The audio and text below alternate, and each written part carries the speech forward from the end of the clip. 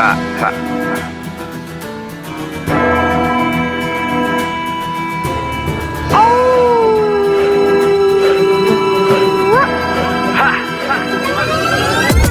Shields and swords, field of wars, fighting my blood down to the core. Warriors from medieval age, fear the reign of night brigades. Crusades into the room, moving through the temples and tombs. You scared and place, prepare to face Professor Awesome and the minions of doom. Professor Awesome and the minions of doom. Professor Awesome and the minions of doom. Professor Awesome and the minions of doom. Professor Awesome and the minions of doom. Professor Awesome and the minions of doom.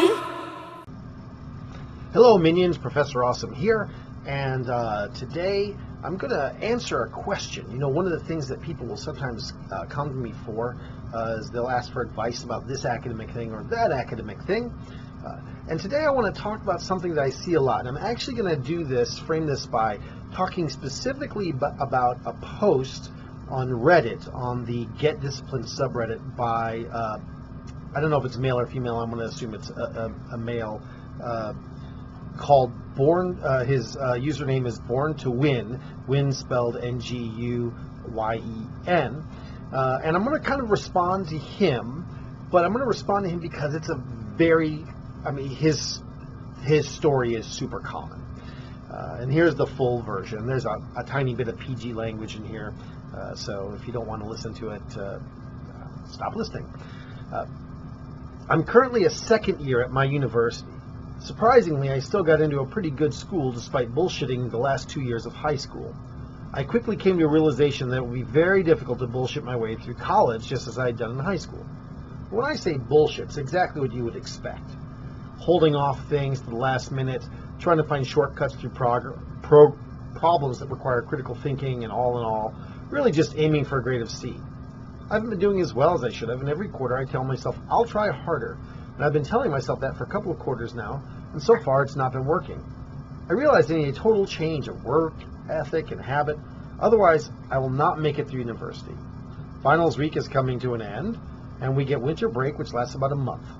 My friend recommended I take a month just to really just do some self-exploration and trying to figure out what works for me, build up some discipline, willpower, kind of soul-searching, personal experience type thing.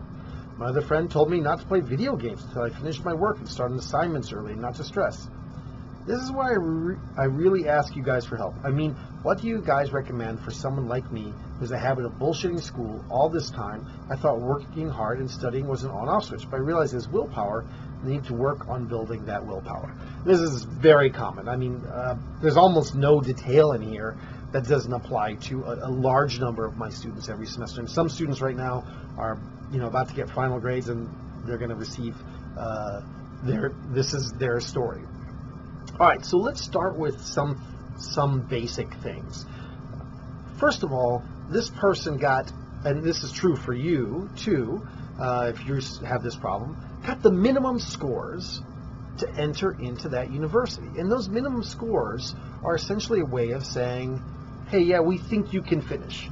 Schools are not, it really hurts the position of schools to fail a lot of students.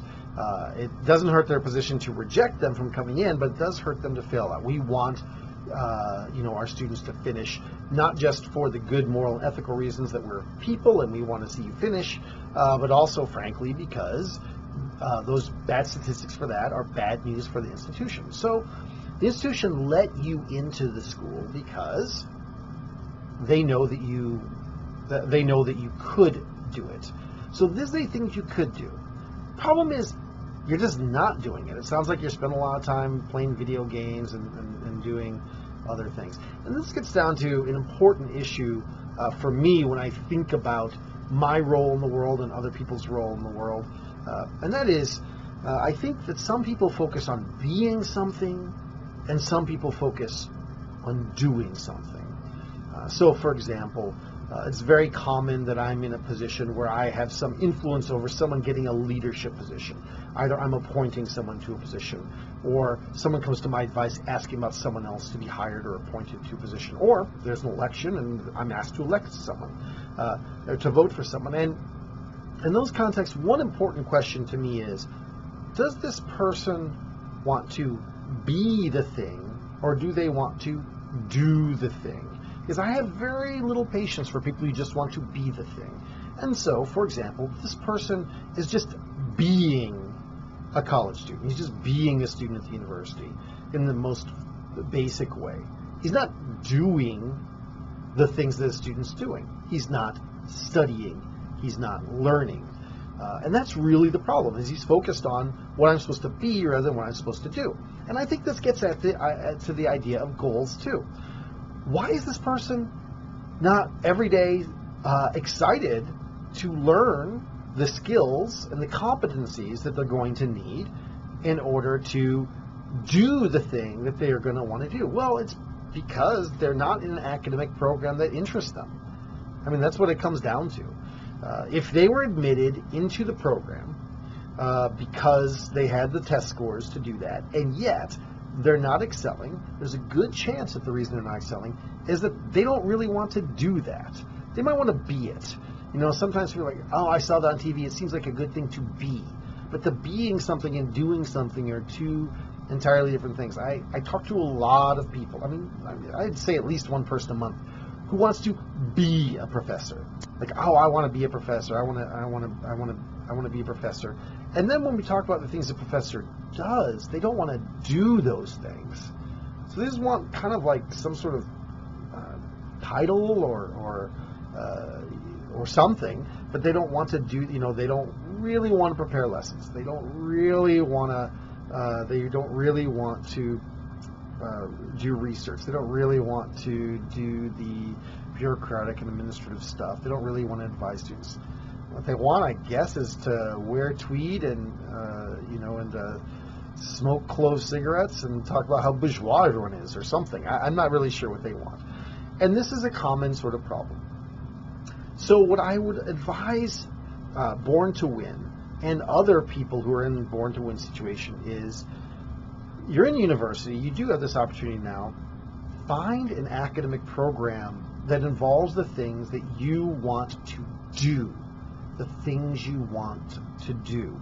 Now, I think sometimes we create this false dichotomy between, oh, I need to follow my dreams or I need to do what makes money. Sometimes the thing that you want to do does not make money. Let's be clear. You know, if you want to play a lot of Mario Kart, no one's going to pay you money to play a lot of Mario Kart. That can be your hobby and you can do that.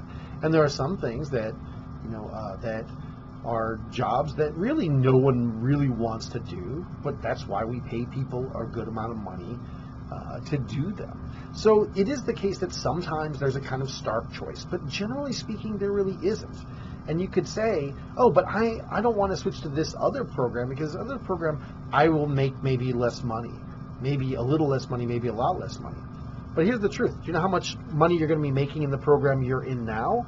The program that your parents wanted you to be in because they're like, oh, that's a job that makes a lot of money. You're not going to make anything because you're not going to graduate. You're going to end up with a lot of debt and no degree. And if somehow through C's you eke out some sort of existence, you're going to get into the bottom tier of whatever this career field is, and you're never going to go beyond that because you don't want to do it at all.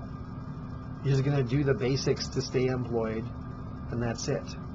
Whereas finding another program that you will excel at, that is, I think, the path of doing what I want to do. So, I mean, just think about this for a second. I mean, look behind me.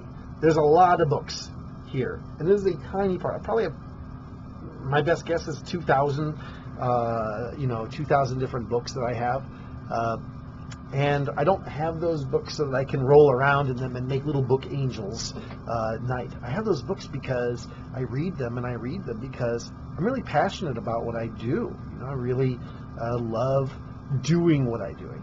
Being a professor, frankly, isn't worth all that much.